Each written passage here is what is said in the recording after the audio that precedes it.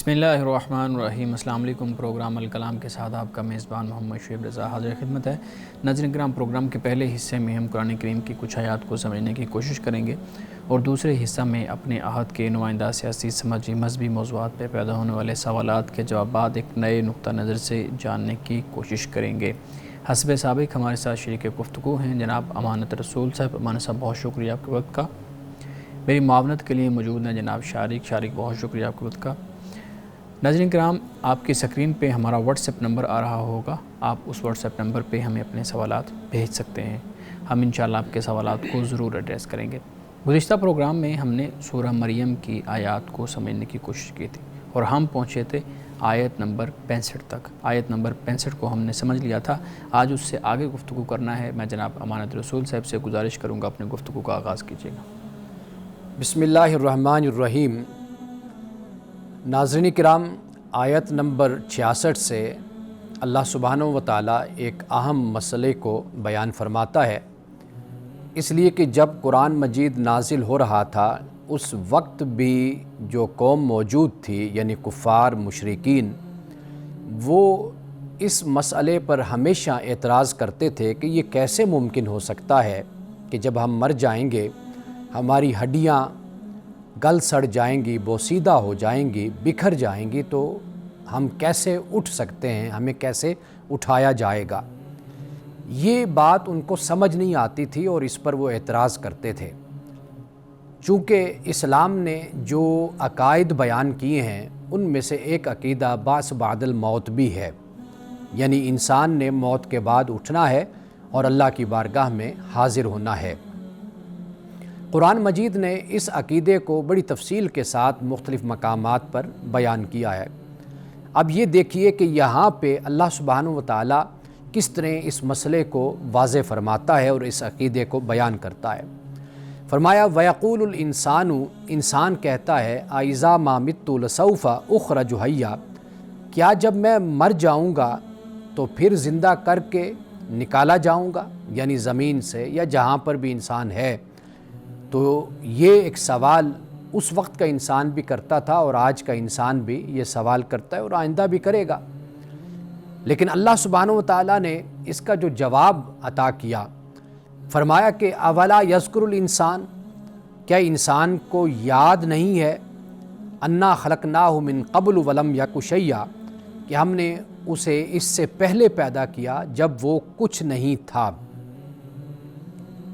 ناظرین کرام، اس بات پہ غور کیجئے، کچھ نہیں سے پیدا کرنا یہ آیا کہ آسان ہے یا کچھ ہے سے پیدا کرنا آسان ہے؟ یعنی قرآن مجید نے اس بات کو کئی اور مقامات پر بھی بیان کیا ہے، یعنی جیسے اللہ پاک نے فرمایا کہ کیفا تکفرون باللہ وکنتم امواتا، کیسے تم اللہ کا انکار کرتے ہو حالانکہ تم مردہ تھے۔ یہاں پر مردہ سے مراد عدم، نتھنگنیس۔ فاحیاکم، پھر اس نے تمہیں زندہ کیا، یعنی تمہیں وجود دیا، جسم دیا، تمہارے اندر روح پھونکی۔ ثم یمیتکم، پھر وہ تم کو مارے گا۔ ثم یحییکم، پھر وہ تمہیں زندہ کرے گا۔ ثم الیہ ترجعون، پھر تم اس کی طرف لٹائے جاؤ گے۔ اب یہاں پہ آپ دیکھ لیجئے کہ اللہ سبحانہ و تعالیٰ نتھنگنیس سے ایگزسٹنس میں لایا ہے انسان کو۔ جب کچھ بھی نہیں ہے تب پیدا کرنا، بنانا یہ مشکل ہوتا ہے، یا عناصر، اجزاء، مٹیریل موجود ہو پھر اس سے کسی چیز کو تخلیق کر دینا۔ اللہ سبحانہ و تعالیٰ کی تخلیق کے حوالے سے قرآن مجید میں جو صفات بیان کی گئی ہیں، ایک تخلیق وہ ہوتی ہے کہ جو مٹیریل کے ساتھ، نقشے کے ساتھ بنا دی جاتی ہے۔ یعنی آپ کے پاس مثال موجود ہے، مثال کے طور پر کارپینٹر ہے، آپ اس کو تصویر دکھاتے ہیں، آپ کہتے ہیں کہ مجھے ایسی ٹیبل بنا دو، اور آپ اس کو لکڑی بھی، جو بھی مٹیریل ہے وہ آپ اس کو مہیا کر دیتے ہیں، وہ آپ کو بالکل ویسی ایک ٹیبل بنا کر، میز بنا کر آپ کو دے دیتا ہے۔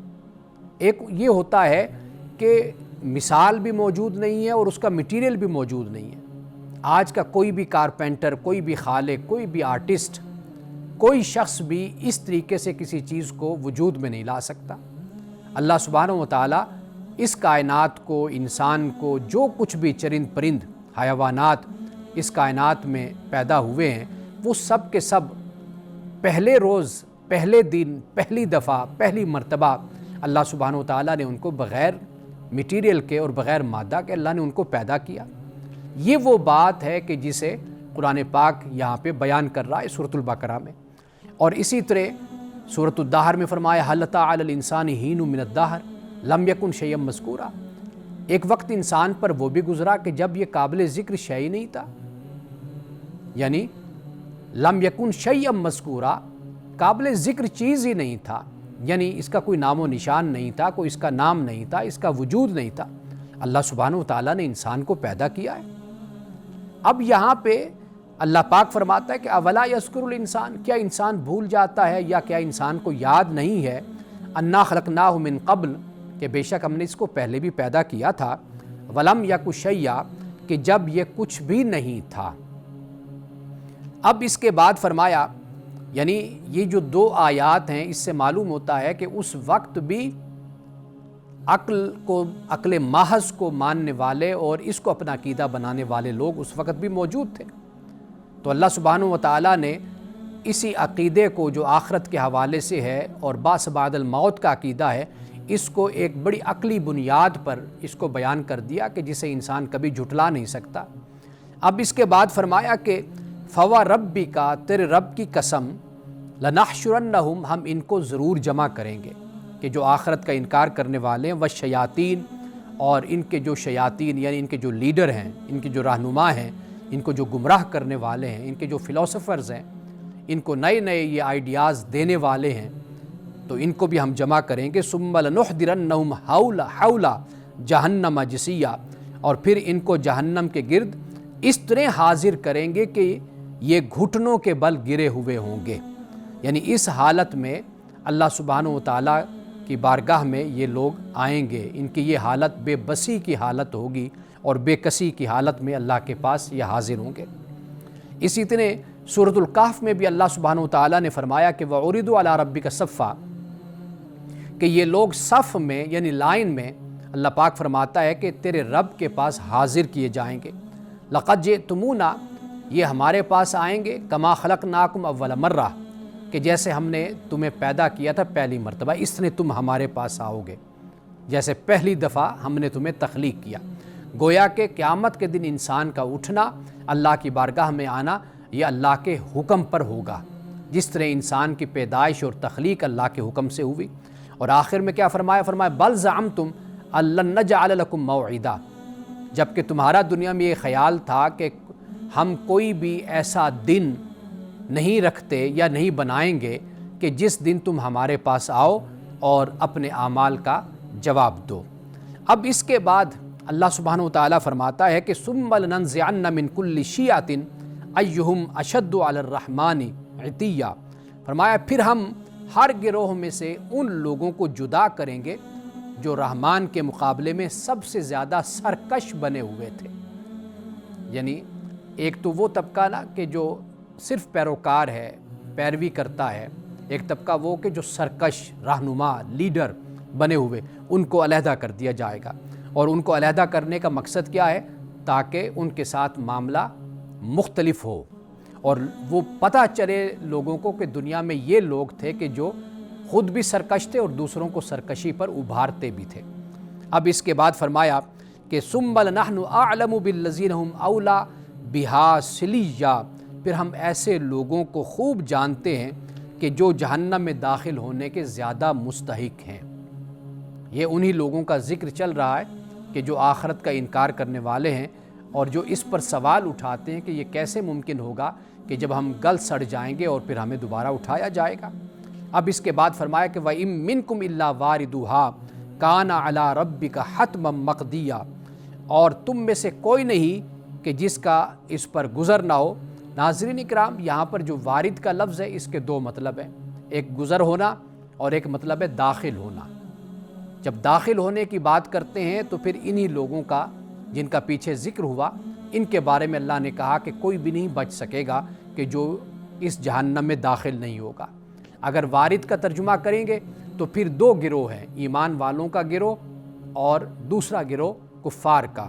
تو وارد سب یہاں سے گزریں گے لیکن ایمان والے بچ کر اللہ تعالیٰ ان کو بچا کر جنت میں لے جائے گا، اور جو انکار کرنے والے ہیں، منکر ہیں حق کے، اور جو کفار و مشرکین ہیں وہ اس آگ میں گرا دیے جائیں گے۔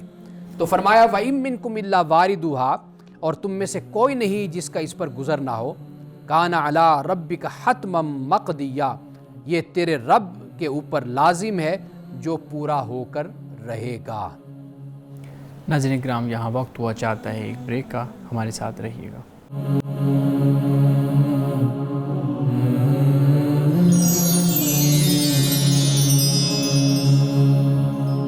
ویلکم بیک ناظرین۔ ہمارے صاحب، آپ سورہ مریم کی آیات کا مفہوم بیان کر رہے تھے۔ اچھا، یہاں پہ ہم نے دیکھا شیاطین کا لفظ استعمال ہوا ہے، اور ہم نے دیکھا ہے جو شیطان ہے وہ ایک کریکٹر کے طور پہ بھی ہم بیان کرتے ہیں، اور جب ایسے لوگوں کا ذکر آتا ہے تو اللہ رب العزت قرآن کریم میں کہتا ہے کہ پھر ہم کل کو ان چیزوں کو بلائیں گے یا ان چیزوں کو مخاطب کریں گے جن کی یہ عبادت کرتے تھے۔ تو یہاں پہ بھی شیاطین کا مطلب جو ہے نا وہ لیا جاتا ہے۔ آپ بتائیے گا کہ شیطان کا اصل میں مطلب کیا ہے، اور ان مختلف جو جگہوں پہ مختلف طریقے سے استعمال ہوتا ہے، اس کا اسلوب کیا ہے؟ دیکھیے، اصل شیطان اور ابلیس یہ دو لفظ قرآن مجید میں ہیں۔ شیطان در حقیقت جنوں میں بھی ہیں اور انسانوں میں بھی ہیں، اور اس سے مراد جو متمرد ہوتا ہے، سرکش ہوتا ہے، نافرمان ہوتا ہے، کہ جو ہر صورت میں جس نے فساد اور تخریب کاری پیدا کرنی ہوتی ہے تو اس کو قرآن مجید شیطان کہتا ہے۔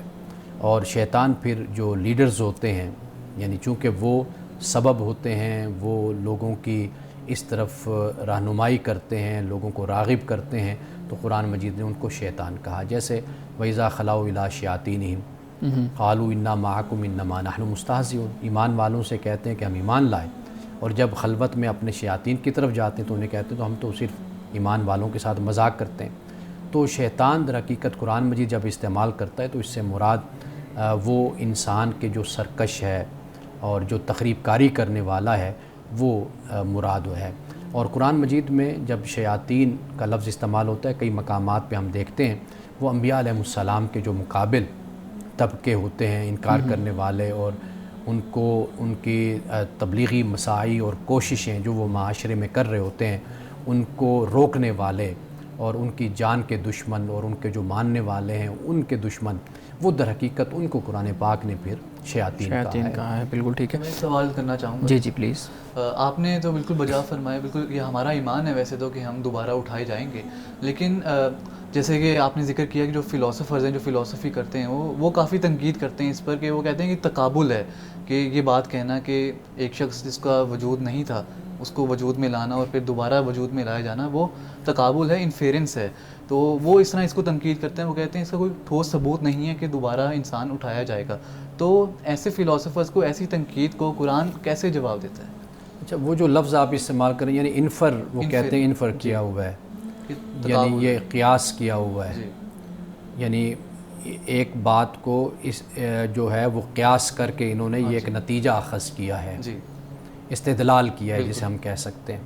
دیکھیے، قرآن مجید نے جو بات بیان کی ہے، انسان کا عدم اور انسان کا وجود، ہم اس بات کے خود گواہ ہیں کہ ہم دنیا میں نہیں تھے اور پھر ہم پیدا ہوئے، دنیا میں آئے۔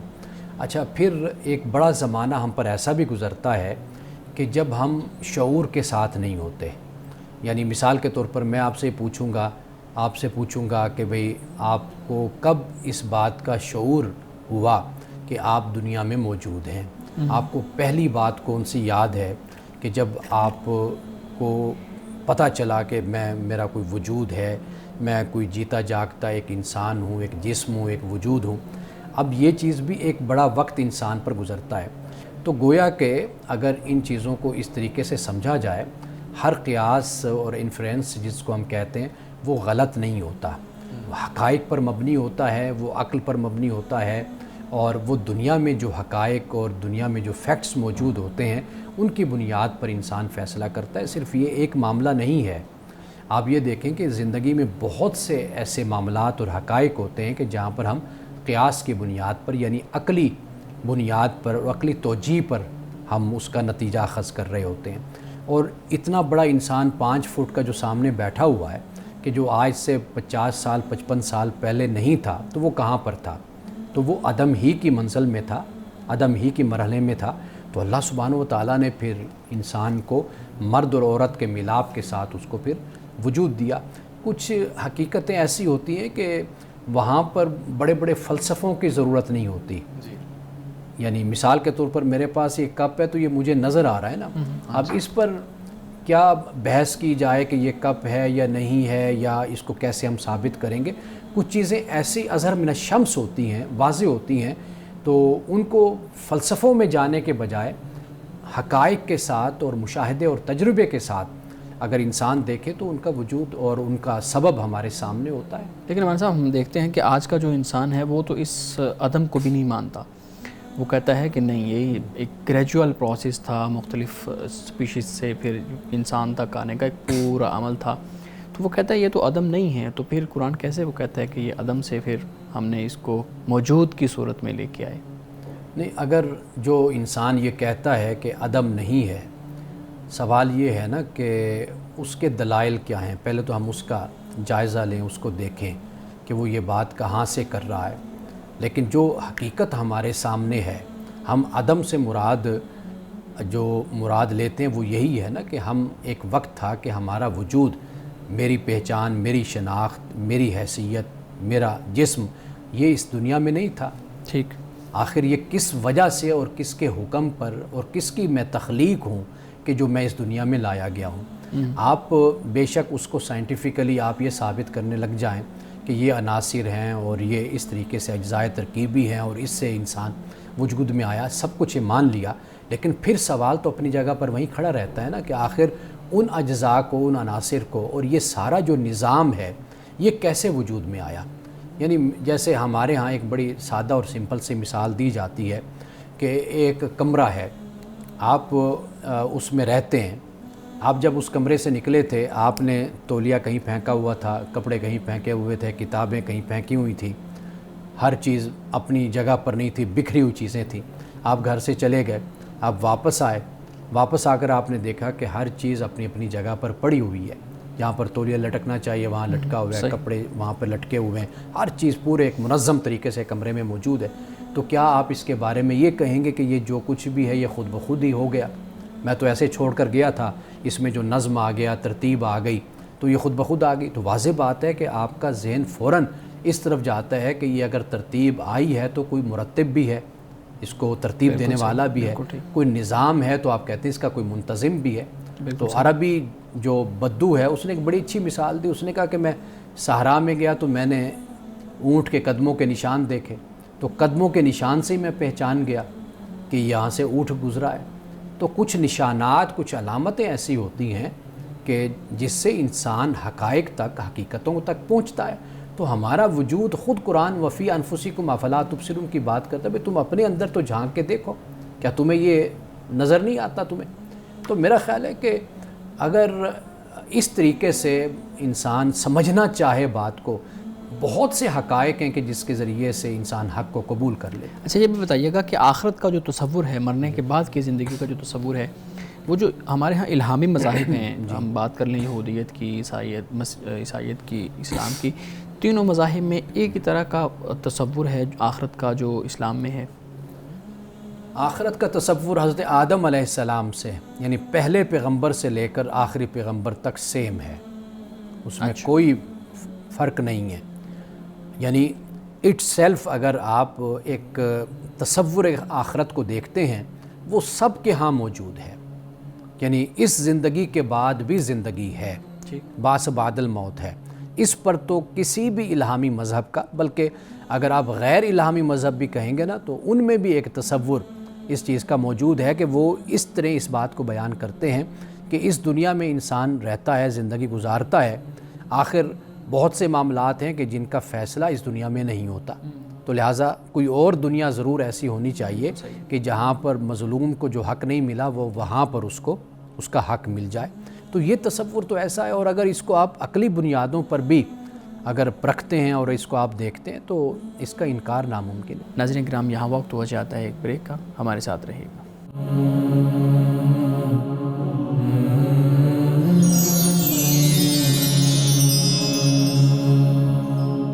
ویلکم بیک ناظرین. ہمارے صاحب جب ہم دیکھتے ہیں بات ہو رہی ہے یہاں پہ مرنے کے بعد کی زندگی, تو ہمارے یہاں ایک جملہ بولا جاتا ہے موت کا ایک دن متعین ہے, معین ہے. جب یہ چیز بولی جاتی ہے تو پھر ہمارے ہاں اس کا کیا مطلب لینا چاہیے؟ ہم دیکھتے ہیں کہ ایک ملک میں لوگوں کے جو ایوریج ایج ہے فرض کریں 60 ہے, لیکن اگلے کچھ سالوں میں وہ وہاں پہ بہتری آتی ہے تو وہ 65 تک چلی جاتی ہے, پھر بہتری آتی ہے تو 90 تک چلی جاتی ہے. تو یہ جو متعین ہے یہ کیا ہے؟ کیا متعین ہوتا ہے لیکن جب وہ اپنے آپ کو بہتر کر لیتے ہیں تو پھر وہ متعین چینج ہو جاتا ہے؟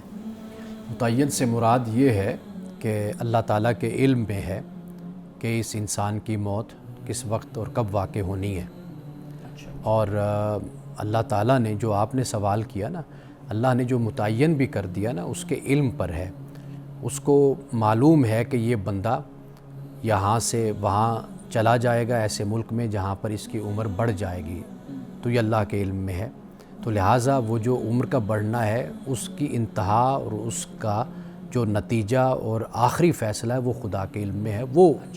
وہ اس کو موت کا مقرر کرنا, اس کو متعین کرنا, اس کو کہا جاتا ہے. کچھ سوال کرنا چاہ رہے تھے؟ جی, میں یہ جاننا چاہتا ہوں کہ آخرت کے حوالے سے میرا سوال ہے کہ آخرت کا جو منظر ہے وہ کیسا ہوگا؟ کیا اس کی جو حقیقت ہے وہ اسی حقیقت جو اس کی آخرت کی حقیقت ہے, کیا وہ ویسی ہے کہ میٹیریل ریالٹی جو ہم اپنی دنیا میں پاتے ہیں کہ وہی آخرت میں منظر ہوگا؟ قرآن مجید کا مطالعہ جب ہم کرتے ہیں اور احادیث رسول صلی اللہ علیہ وسلم کو دیکھتے ہیں تو ہمیں یہی معلوم ہوتا ہے کہ یہی جسم ہوں گے اور اسی طرح ہی سب کچھ ہوگا. کہ جیسے ہم اس کائنات رنگ و بو میں جو ہم دیکھتے ہیں تو وہ اب اس کی صورت کیا ہوگی, اس کی کیفیت کیا ہوگی, وہاں معاملہ کیا ہوگا, وہ اللہ سبحانہ و تعالیٰ جانتا ہے. لیکن ہمارے ہاں یہ بحثیں رہی ہیں جسے حشر اجساد کی بحث کہتے ہیں کہ آیا کہ وہاں جب ہم اٹھیں گے آیا کہ انہی جسموں کے ساتھ اٹھیں گے یا یہ جسم نہیں ہوں گے, صرف روحوں کا معاملہ ہوگا, یا پھر یہ ہوگا کہ بھئی سب کچھ اس طرح نہیں ہوگا, وہ بالکل ہی مختلف صورت ہوگی.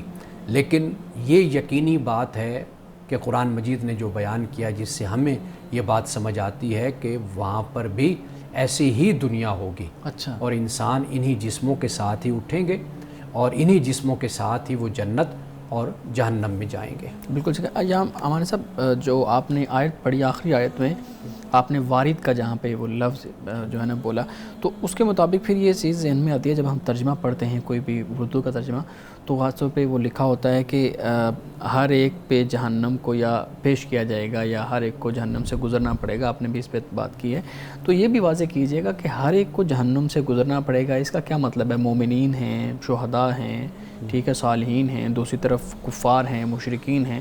اب دو الگ الگ طرح کے انسان ہیں اعمال کے اندر بھی, لیکن سب کو گزرنا پڑے گا, اس کا کیا مطلب ہے؟ یہاں پہ جو الفاظ ہیں نا وہ ہیں وَإِم مِّنْكُمْ إِلَّا وَارِدُهَا, ٹھیک ہے نا جی. کم, اب اس میں خطاب ہے ان سے جو انکار کرنے والے ہیں, اچھا, جو نہیں ماننے والے ہیں, انہیں یہ بات کہی جا رہی ہے کہ تم لوگ ہر صورت میں اس جہنم میں تم گرو گے, اس میں تم داخل ہوگے.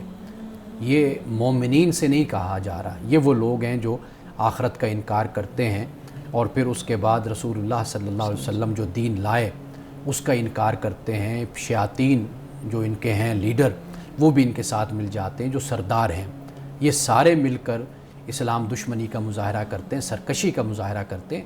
ان کو در حقیقت یہ خبردار کیا گیا ہے کہ وہاں پر تمہارا چھٹکارا نہیں ہے, تمہیں آزادی نہیں مل سکے گی. ہمارے ہاں جنت کو جب ڈسکرائب کیا جاتا ہے تو وہ جو منظر پیش کیا جاتا ہے وہ کافی پرانے دور کا ہوتا ہے کہ دودھ اور شہد کی ندیاں ہوں گی, باغات ہوں گے, محل ہوں گے. لیکن آج کی ہم دنیا دیکھتے ہیں کافی ایڈوانسڈ ہے. تو جنت کا جو منظر ہے وہ حقیقت میں کیا ہے؟ کیا وہ دنیا کے مناظر کے ساتھ ساتھ چینج ہوتا رہتا ہے, ایوالو کرتا ہے کانسیپٹ, یا پھر ایک پرفیکٹ ایک منظر اللہ نے پیش کیا ہوا ہے ہمیں جنت کا؟ دیکھیے, آپ جن چیزوں کو نعمتوں کو پرانا کہہ رہے ہیں نا کہ اس دور میں آپ شاید جو آرٹیفیشل چیزیں ہیں جو ایجاد کی گئی ہیں, بنائی گئی ہیں, جو کسی دور میں نہیں تھیں اور آئندہ بھی وہ نہیں ہوں گی. ٹھیک ہے. یعنی آج آپ کے پاس اگر موبائل ہے, ممکن ہے کہ 50 سال کے بعد, 100 سال کے بعد اس کی جگہ کوئی اور ٹیکنالوجی آ جائے. بالکل ٹھیک ہے نا, یہ چیزیں تو بدلتی رہتی ہیں. لیکن جو قرآن نے اور خدا نے جو باتیں بیان کی ہیں نا, جو نعمتیں بیان کی ہیں, وہ ایسی نعمتیں وہ کل بھی تھی, آج بھی ہیں, وہ ہمیشہ بھی رہیں گی. مثال کے طور پر آپ شہد کو دیکھ لیجئے، آپ دودھ کو دیکھ لیجئے، آپ کھجور کو دیکھ لیجئے، آپ انگور کو دیکھ لیجئے. ایسی یعنی بہت سی نعمتیں قرآن پاک نے بیان کی جو جنت میں جنتیوں کو دی جائیں گی. تو وہ جو پرماننٹ نعمتیں ہیں جو انسان جن کو خوراک کے طور پر استعمال کرتا ہے، وہ اس کے لیے غذا ہوتی ہے، جسمانی طور پر اس کو صحت مند رکھتی ہیں، وہ چیزیں قرآن پاک نے بیان کی ہیں کہ جن کی افادیت سے اور جن کے فائدے سے کبھی بھی کوئی انسان انکار نہیں کر سکتا. اب آپ یورپ کو دیکھ لیجئے کہ یورپ یہی کچھ میں نے بیان کیا ہے جنت میں جو نعمتیں ہیں، یہی اب اسی پر ہی یورپ تحقیق کر رہا ہے. بالکل اسی سے ہی میڈیسن بھی بنا رہا ہے اور اسی سے ہی سارے علاج بھی کر رہا ہے. تو اس سے یہ بات سمجھ آتی ہے کہ جس کو ہم پرانی بات کہہ رہے ہیں نا، جی وہ ایسی چیزیں ہیں کہ جو پرماننٹ خدا کی نعمتیں ہیں اور قیامت تک وہ رہیں گی اور انسان اس سے فائدہ حاصل کرتا رہے گا.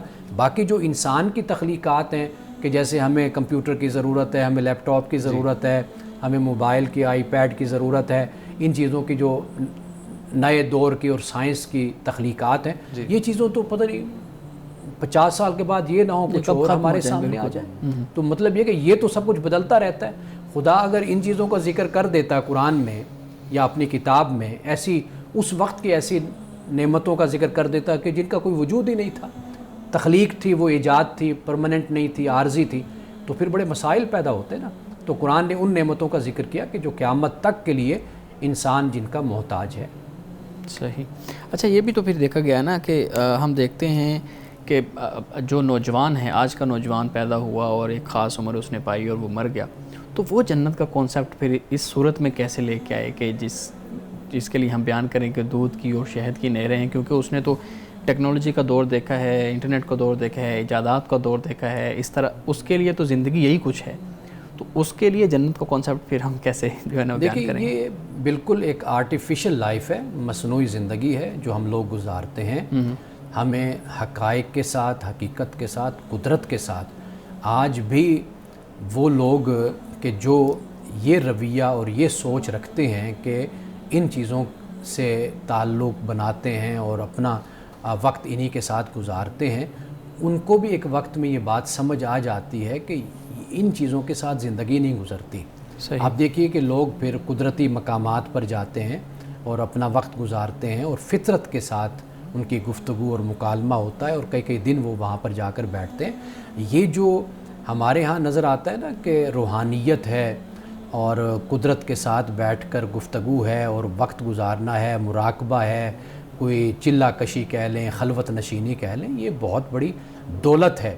اگر انسان ان چیزوں کو کھولے تو وہ پھر بالکل ایک کھوکھلا سا انسان بن کر رہ جاتا ہے. بالکل ٹھیک. اچھا ہم یہ دیکھتے ہیں کہ جب لوگوں کو ایگزائٹی اٹیک ہوتے ہیں، پینک اٹیکس ہوتے ہیں، تو انہیں لگتا ہے جیسے وہ اللہ کے پاس جا رہے ہیں، تو وہ کافی خوف زدہ ہو جاتے ہیں. اور پھر یعنی کہ ہم نے یہ واقعات دیکھیں، لوگ کہتے ہیں کہ ہم جب موت کے قریب تھے، نیئر ڈیتھ ایکسپیرینسز ہم نے کیے، تو ہم اللہ کے بہت نزدیک ہو گئے. ہمیں یاد آیا کہ ہم نے تو زندگی میں کچھ اچھا کیا ہی نہیں، نیکیاں کی ہی نہیں.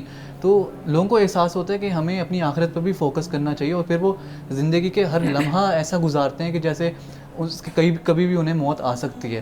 تو زندگی کو گزارنے کا کیا یہ طریقہ درست ہے کہ ہم ہر وقت آخرت کا خیال جو ہے وہ اپنے ذہن پر استوار کریں؟ دیکھیے جو انگزائٹی ہوتی ہے نا، وہ مستقبل کے بارے میں ہوتی ہے، جی فیوچر کے بارے میں، اور جسے ہم ڈپریشن کہتے ہیں وہ ماضی کے بارے میں ہوتا ہے. یعنی انسان یہ سوچتا ہے کہ میں یوں کر لیتا، یوں نہ میں کر سکا، میں یہ نہیں کر سکا، تو یہ ڈپریشن کس کو کہتے ہیں. اور انگزائٹی ہوتی ہے جو مستقبل کے انسان کو خام خواہ کی فکریں لگی ہوتی ہیں. ہر چیز اعتدال اور توازن کے ساتھ اچھی ہوتی ہے. جب ہم فکر آخرت کی بات کرتے ہیں نا، وہ فکر آخرت یہ ہوتی ہے کہ آپ جب دوسرے انسان کے ساتھ معاملہ کر رہے ہیں، آپ کو جواب دہی کا احساس ہونا چاہیے کہ آپ اپنے اعمال کے بارے میں اللہ کو جواب دیں گے. اگر آپ نے کسی سے زیادتی کی، اللہ آپ سے پوچھے گا. یہ ایک علیحدہ چیز ہوتی ہے. ایک ہوتا ہے کہ خامخواہ کا خوف اپنے اوپر مسلط کر لینا، یہ بالکل علیحدہ چیز ہے. جب اللہ سبحانہ و تعالیٰ عقیدہ آخرت کو بیان کرتا ہے تو وہ اس سے بالکل مختلف چیز ہے، بلکہ عقیدہ آخرت پر ایمان سے ایک انسان نارمل انسان بنتا ہے، خود اعتماد انسان بنتا ہے. اس کو یہ معلوم ہوتا ہے کہ جیسے وہ امام شافعی نے فرمایا کہ وہ ما کان ربک نسیہ، تیرا رب بھولنے والا نہیں ہے، تو وہ کہتے کہ اس سے دل کو تسلی ہو جاتی ہے کہ میرے رب کو یاد ہے، بے شک میں بھول گیا جو بھی معاملہ ہوا لیکن میرا رب یاد کرنے والا ہے۔ تو اسلام جس عقیدے کو متعارف کرواتا ہے اس سے انسان کی شخصیت خوبصورت ہوتی ہے، پروان چڑھتی ہے، معتدل ہوتی ہے، عدل و انصاف کے ساتھ ہوتی ہے۔ تو باقی جو انگزائٹی کی جب ہم بات کرتے ہیں تو اس کا اگر مطالعہ کیا جائے تو وہ بہت ایک مختلف انسان کا رویہ ہے یا ایک مرض ہے کہ جو انسان کو لاحق ہوتی ہے۔ ناظرین کرام، یہاں وقت ہوا چاہتا ہے ایک بریک کا، ہمارے ساتھ رہیے گا۔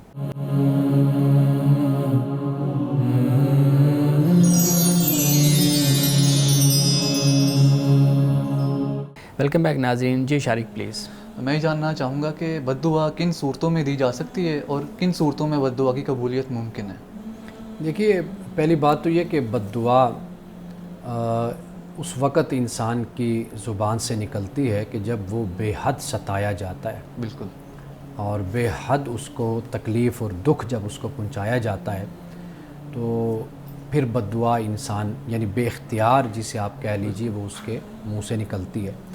لیکن اگر ہم ایک اور پہلو کو مد نظر رکھیں، وہ یہ بھی ہوتا ہے کہ انسان اللہ کی بارگاہ میں یہ گزارش کرتا ہے کہ بھئی مجھے اس شر سے اور اس کی تکلیف سے محفوظ فرما، کہ جو شخص میری طرف سوائے شر کے، سوائے نقصان پہنچانے کے متوجہ نہیں ہوتا۔ تو ایک تو یہ بات ہے۔ اللہ سبحانہ و تعالیٰ نے اس بات کو یعنی دعا کی بڑی اہمیت رسول اللہ نے بھی بیان فرمائی، قرآن مجید میں بھی اس کا ذکر ہمیں ملتا ہے، اور آپ علیہ السلام نے ایک تو والدین کے حوالے سے یہ کہا ہے کہ ان کی بد دعا یہ پہنچتی ہے خدا کی بارگاہ میں، اور یہ بیان ہے کہ عرش رکاوٹ نہیں بنتا، یعنی ایک تو والدین کے حوالے سے۔ ایک یہ ہے کہ جیسے کوئی مظلوم ہوتا ہے اس کی بھی بد دعا اللہ کی بارگاہ میں جاتی ہے، تو مظلوم، والدین یا وہ شخص کے جس کا ایک مرتبہ، ایک مقام معاشرے میں ہے، سوسائٹی میں ہے، یا اللہ کے ہاں جس کا مقام اور مرتبہ ہے، اگر اس کے اس مقام اور مرتبہ کا خیال نہ رکھا جائے اور اس کی انسلٹ ہو یا اس کی توہین کی جائے، تو وہ اگر اس کی بھی زبان سے اگر کوئی بات ایسی نکلتی ہے تو وہ ایک بد دعا خدا کی بارگاہ میں قبول ہوتی ہے۔ تو لیکن یہ ہے کہ بہتر طریقہ یہی ہوتا ہے کہ انسان اپنا مقدمہ اور اپنی بات خدا کی بارگاہ میں بس پیش کر دے۔ تو حاسدین سے کیسے بچا جا سکتا ہے؟ حاسدین سے، حسد جو ہوتا ہے نا جی، اس کے بچنے کا طریقہ ایک تو دیکھیں دو طرح صورت بن جاتی ہے۔ ایک حسد ہوتا ہے کہ جو دوسرا صرف اپنے دل میں پالتا ہے، اپنے دل میں رکھتا ہے، ایک تو یہ چیز ہوتی ہے۔ اس سے بچنے کا واحد طریقہ جو ہوتا ہے وہ یہ ہوتا ہے کہ جو اللہ نے آپ کو نماز کا کہا ہے، اللہ نے آپ کو تعلیم دی ہے، جیسے آپ اچھے کام کرتے ہیں، صدقات و خیرات کرتے ہیں، انفاق کرتے ہیں، وہ چیز آپ کو اس کی نظر بد سے، اس کے حسد سے آپ کو محفوظ کرتی ہے۔ دوسری جو بات ہوتی ہے یعنی حسد، وہ یہ ہوتا ہے کہ دوسرا عملی طور پر کوئی ایسی صورت اختیار کرتا ہے، جیسے ہم نے کسی پروگرام میں اس بات کو ڈسکس کیا تھا کہ ایک شخص، ایک عورت ہے جو اولاد والی ہے، ایک عورت ہے جو اولاد والی نہیں ہے۔ اب جو اولاد والی نہیں ہے، بے اولاد ہے، تو وہ پھر اولاد والی سے بدلہ لینے کی اس طرح کوشش کرتی ہے کہ حسد میں نقصان پہنچاتی ہے۔ تو وہ جو عملی طور پر صورت ہوتی ہے تو وہاں پر پھر انسان کو ایسا طریقہ اختیار کرنا چاہیے کہ اس کے شر سے، اس کے نقصان سے، اس کے فساد سے اپنے آپ کو ہر صورت میں بچانے کا اہتمام اور بچانے کا انتظام کرے۔ کیونکہ ہم دیکھتے ہیں کئی ایسے لوگ ہوتے ہیں کہ جن کا ہم نے کچھ نہیں بگاڑا ہوتا، نہ ہم برے خیالات ان کے لیے رکھتے، نہ بری بد دعا دیتے ہیں، لیکن پھر بھی وہ جان بوجھ کر تنگ کرتے رہتے ہیں، پریشان کرتے رہتے ہیں۔ اور یہ سوال میں ایک پروگرام میں کرنا چاہتا تھا کہ رشتہ داروں کے حوالے سے جب بات ہو رہی تھی کہ کچھ رشتہ دار ایسے ہوتے ہیں کہ جو کہ مسلسل تنگ کرتے رہتے ہیں، اذیت کا باعث ہوتے ہیں بلا وجہ، کوئی وجہ نہیں ہوتی، اور بچے بہت پریشان ہوتے ہیں ان سے، لیکن ماں باپ جو ہوتے ہیں وہ مجبور کرتے ہیں کہ آپ ان رشتہ دار سے ملیں۔ تو بچوں کو ایسی صورت میں کیا کرنا چاہیے؟ دیکھیے، پہلی بات تو یہ ہے کہ والدین کو کبھی بھی اس بات پر اصرار نہیں کرنا چاہیے جہاں پر ایسی صورت ہو۔ اصل والدین کا مقصد تادیب ہوتی ہے، تعلیم، ان کا مقصد ہوتا ہے تہذیب، کہ بچوں میں اٹھنے بیٹھنے کا سلیقہ، طریقہ گفتگو کا ان کے پیش نظر یہ بات ہوتی ہے. لیکن والدین کو ضرور اپنے بچوں کے ساتھ اتنی فرینکنیس اور اتنا ان کے ساتھ معاملہ رکھنا چاہیے کہ بچے کھل کر اپنی بات کو بیان کر سکیں کہ بھئی ہم اگر کسی سے جا کر نہیں بیٹھتے یا بات نہیں کرتے. اچھا کئی دفعہ ایسا مسئلہ بھی ہوتا ہے جو ہمارے ہاں بہت سے کیسز آتے ہیں کہ یہ جو رشتہ دار ہوتے ہیں کئی دفعہ بچوں کے ساتھ ان کا ایک غلط یعنی وہ نظر اور غلط ریلیشن یا ان کا کردار ایسا ہوتا ہے جیسے ہم کہتے ہیں معاشرے بدفعلی جس کو ہم کہتے ہیں ایکچولی ابیوز کرتے ہیں ان کو, بدکاری ہوتی ہے, وہ معاملہ بھی بچوں کے ساتھ ہوتا ہے.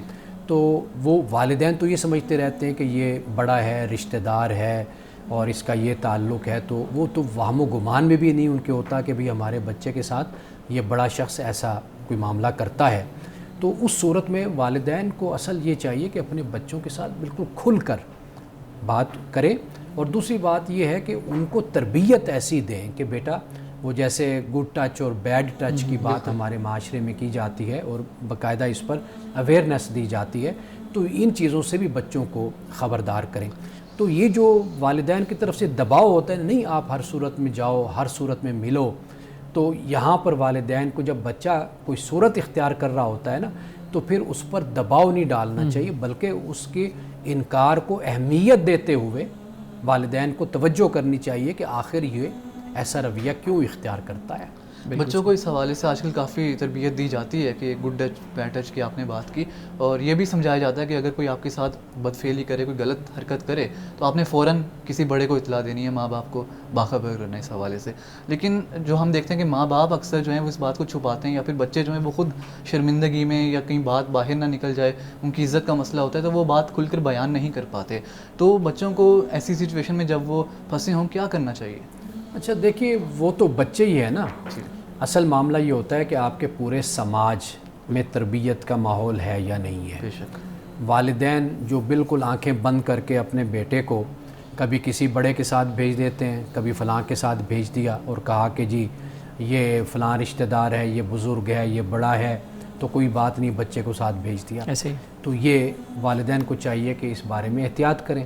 دوسرا یہ ہوتا ہے کہ یہ جو راتوں کو جا کر رہنے کا رواج ہوتا ہے نا گھروں میں, کہ دوسروں کے گھر جا کر رہنا, جیسے دوستوں کا آپس میں سہیلیوں کا معاملہ ہوتا ہے, یہ بھی بہت غلط طریقہ ہوتا ہے کہ اس کی بھی ایک نگرانی ہونی چاہیے.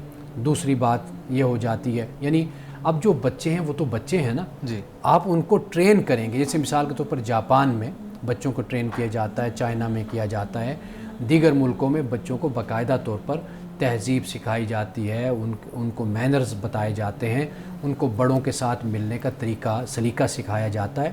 یہ چیزیں بچے نہ بتا سکتے کیونکہ ان پر ایک دباؤ ہوتا ہے, وہ پریشرائز ہو جاتے ہیں. جو شخص ان کے ساتھ اس طرح کا سلوک کر رہا ہوتا ہے وہ بھی ان کو پریشرائز کرتا ہے, ڈراتا ہے, دھمکاتا ہے.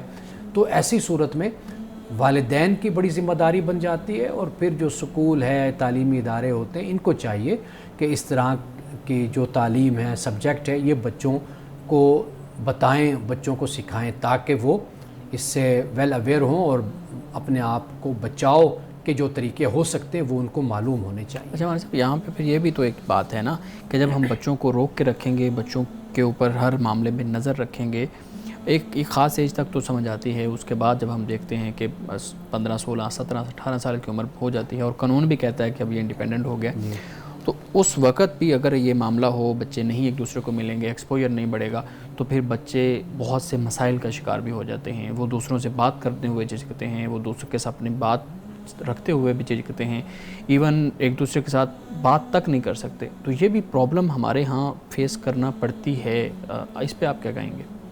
دیکھیے میں نے ہرگز یہ نہیں کہا, میں نے اس لمٹ سے آگے جانے کی میں بات کر رہا ہوں. یعنی مثال کے طور پر کہ جیسے والدین ہیں, دن دن میں بچے جاتے ہیں, ہو کر واپس آ جاتے ہیں, یا یہ ہوتا ہے کہ ایک نگرانی کا ماحول ہوتا ہے, بچے جاتے ہیں. میں ان بچوں کی بات کر رہا ہوں جو چھوٹے ہوتے ہیں, ان کا خیال کیا جانا چاہیے. دوسری بات یہ کہ جن بچوں کی آپ بات کر رہے ہیں کہ جیسے ٹین ایجرز جیسے ہوتے ہیں, ان کا معاملہ یہ ہوتا ہے کہ اگر وہ والدین کی سرپرستی میں ہیں تو پھر ان کو اپنے والدین کی بات ماننی چاہیے, ٹھیک ہے نا, چونکہ تعلیمی معاملات, دیگر معاملات وہ ان کے ذمے والدین کی ہوتے ہیں اور والدین ہی ان کو لے کر شادی کی عمر تک ان کو لے کر چلتے ہیں۔ جب شادی کی عمر تک لے کر چل رہے ہیں اور ہر طرح ان کے ذمہ دار ہوتے ہیں تو پھر والدین کو ان معاملات میں بھی کسی حد تک دخل اندازی کرنی چاہیے، ان کو سمجھانا چاہیے۔ یہ جن مسائل کا آپ ذکر کر رہے ہیں نا، یہ مسائل اصل میں وہاں پر پیدا ہوتے ہیں کہ جہاں پر بہت زیادہ گھر کا ماحول گھٹن کا ماحول ہوتا ہے، دباؤ کا ماحول ہوتا ہے، باپ اپنے باپ ہونے میں ہوتا ہے، ماں اپنے ماں ہونے میں پھر رہی ہوتی ہے، وہ بچوں کے ساتھ دوستانہ ماحول نہیں رکھتے، تو وہاں پر اس طرح کے مسائل جنم لیتے ہیں۔ لیکن اعتدال اور توازن جو ہے، نہ ادھر بالکل چلے جانا چاہیے کہ جس میں بچے بالکل ہی، اور نہ دوسری طرف یہ صورت ہونی چاہیے کہ اس طرح کا دباؤ کا ماحول بنا دیا جائے کہ جس سے بچوں کا جو کانفیڈنس ہے وہ ختم ہو، بچوں کی شخصیت مسخ ہو۔ جی امان صاحب، آج کی حدیث مبارکہ بیان کیجیے گا۔ بسم اللہ الرحمن الرحیم۔ آج کی حدیث صحیح بخاری سے ہے اور حدیث نمبر ہے 1181۔ حضرت ابو سعید خدری رضی اللہ تعالیٰ عنہ سے روایت ہے کہ رسول اللہ صلی اللہ علیہ وسلم نے فرمایا کہ تم راستوں پر بیٹھنے سے پرہیز کرو۔ عرض کی یا رسول اللہ صلی اللہ علیہ وسلم، ہمارے لیے اس کے سوا کوئی چارہ نہیں ہے، یعنی ہماری مجبوری ہے کہ ہم راستوں پر بیٹھتے ہیں، ہم وہیں بیٹھتے ہیں اور باتیں کرتے ہیں۔ آپ نے فرمایا جب تم وہاں بیٹھنے پر مجبور ہو تو راستے کو اس کا حق عطا کرو، یعنی جو راستے کا حق بنتا ہے وہ اس کو دو۔ عرض کی یا رسول اللہ صلی اللہ علیہ وسلم، راستے کا حق کیا ہے؟ آپ نے فرمایا کہ نگاہیں نیچی رکھنا، تکلیف دینے سے رکنا، سلام کا جواب دینا، اچھی باتوں کی نصیحت کرنا اور بری باتوں سے روکنا۔ فرمایا کہ یہ راستوں کا حق ہے۔ ناظرین کرام، راستوں کا یہ حق اس لیے ہے کہ راستے سے ہی ہر شخص کو گزرنا ہوتا ہے، اس میں مرد حضرات بھی ہوتے ہیں، بزرگ بھی ہوتے ہیں، خواتین بھی ہوتی ہیں، بچیاں بھی ہوتی ہیں، بچے بھی ہوتے ہیں، سب راستوں سے گزرتے ہیں۔ تو یہ جو طریقہ راستوں میں بیٹھ کر لوگوں کا عام طور پر ہوتا ہے کہ وہ نظریں اٹھا کر آنے جانے والوں کو دیکھتے ہیں، یا ایسے اوباش لوگ بھی ہوتے ہیں جو دوسروں پر جملے کستے ہیں اور مذاق اڑاتے ہیں، استہزاء کرتے ہیں۔ تو رسول اللہ نے یہ جو راستوں کا حق بیان فرمایا، یہ اس لیے بیان فرمایا کہ اگر کوئی بازار میں بیٹھتا ہے اور کاروبار کرنا ہوتا ہے، مجبوری ہوتی ہے، تو لہٰذا جو بھی مجبوری سے راستوں میں بیٹھتا ہے پھر اس کو چاہیے کہ وہ راستوں کا جو حق ہے وہ اس کو ہر صورت میں ادا کرے۔ ناظرین کرام، اس دعا کے ساتھ اپنے پروگرام کا اختتام کریں گے۔ اللہ رب العزت حسن کلام اور تاثیر کلام عطا فرمائے، ہماری زبان کے گروں کو کھول دے اور سننے والوں تک خیر کا پیغام پہنچے۔ اجازت دیجیے، خدا حافظ۔